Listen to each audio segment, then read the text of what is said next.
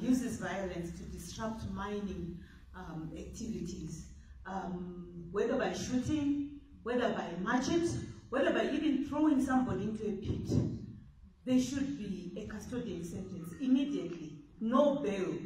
There shouldn't be any bail. We have seen in the last year, we saw that Kadoma miner, a Zimbabwean, beating another Zimbabwean. Like, even Nyoka Wiroro Shidaro, that guy is out on bail. We have had the recent shooting in Gweru. Yes, we think of relationships, but thank God the embassy has disassociated, the Chinese embassy has disassociated itself with such behavior. It's one man who is tarnishing the image of China as a country, the image of Zimbabwe as a country, the sector that we're living in. And as women, we say there shouldn't be any bail. Those people, they should be given deterrent sentences.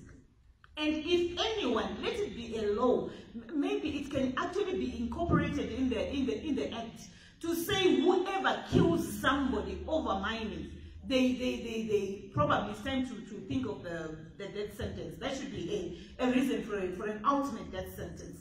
Because if we do not do that as a country, people will continue. People will find it easy to pay bail. After all, you know, it's mining. It's money that is involved. It means the person is trying to get money from somebody, money that they didn't work for.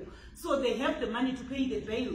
So they can do it willy-nilly and get away with it. It's high time as a country we press our feet down to say whoever is arrested, regardless of their political standing, their social standing, their financial status, it's a custodial sentence. And if death is involved, they also need to die. We can't be, as women, I think as I pass because